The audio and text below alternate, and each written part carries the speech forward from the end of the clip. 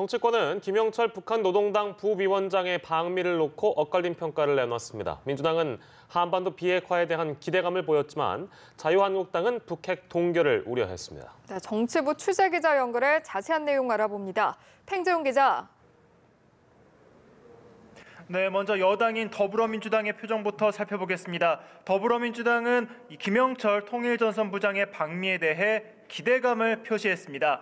이해식 대변인은 브리핑에서 북미 고위급 회담을 통해 북미 정상회담 발표가 순조롭게 이뤄질 것으로 보인다며 한반도 비핵화에 한 걸음 더 다가가는 2차 북미 정상회담 개최를 기대한다고 밝혔습니다.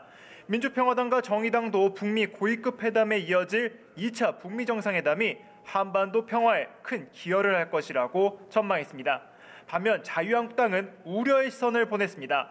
나경원 원내대표는 오늘 원내대책회의에서 미국의 입장이 변하는 것 같아 걱정이라며 북핵을 동결하는 등 미국의 안전에 직접적인 위협 요인을 제거하는 선에서 타협점을 찾을 경우 중대한 안보 위기가 올 수 있다고 지적했습니다.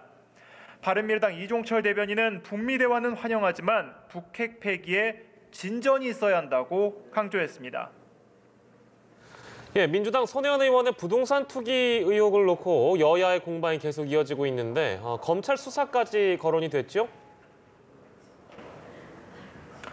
네, 그렇습니다. 오늘도 여야는 손혜원 의원의 부동산 투기 의혹을 놓고 격렬한 공방전을 벌였습니다.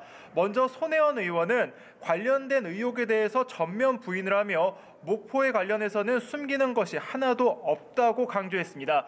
그러면서 오늘 그러니까 지난 자정 유튜브를 통해서 자신의 입장을 직접 발표하기도 했는데요. 아주 악랄한 인격 말살이라고 목소리를 높이기도 했습니다. 손 의원은 이번 사건에 대해 검찰 수사도 요청하겠다고 말을 했는데요. 다만 SBS 취재팀도 검찰 조사에 응해야 한다는 전제를 달았습니다. 한국당은 관련 상임위인 국회 문화체육관광위원회 소집을 주장했습니다.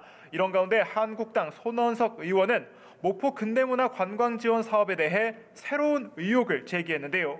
송 의원은 목포 근대문화 지원 관련 예산 7억 원이 지난 2017년 예산심사에서 쪽지 예산으로 반영됐다며 누가 이 쪽지를 넣었는지 확인해야 한다고 주장했습니다. 이에 대해 목포가 지역구인 민주평화당 박지원 의원은 관련 예산은 상임위와 예산결산위원회를 정상적으로 거쳤다며 손혜원 의원과 무관하다고 밝혔습니다. 네, 자유한국당 상황도 살펴보죠. 다음 달 전당대회를 앞두고 당권 주자들의 움직임이 빨라지고 있네요. 네, 그렇습니다. 당권 주자들은 SNS 또는 공개적인 활동을 통해서 자신의 목소리를 계속해서 키워나가고 있는 모습입니다. 황교안 전 국무총리는 오늘 페이스북을 통해 자유한국당에는 112명의 의원들이 있다며 이분들과 함께 대한민국 지킴이가 되겠다고 말했습니다.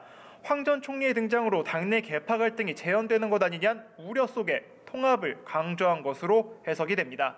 또 다른 유력 당권주자로 꼽히는 홍준표 전 대표는 일부 당권주자들을 정면 비판했습니다. 홍 전 대표는 국민과 당원들은 레밍이 아니라며 지난 2년 동안 자신들의 행적부터 되돌아봐야 한다고 지적했습니다.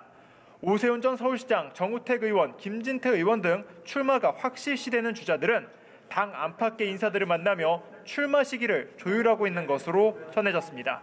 지금까지 국회에서 연합뉴스TV 팽재용입니다.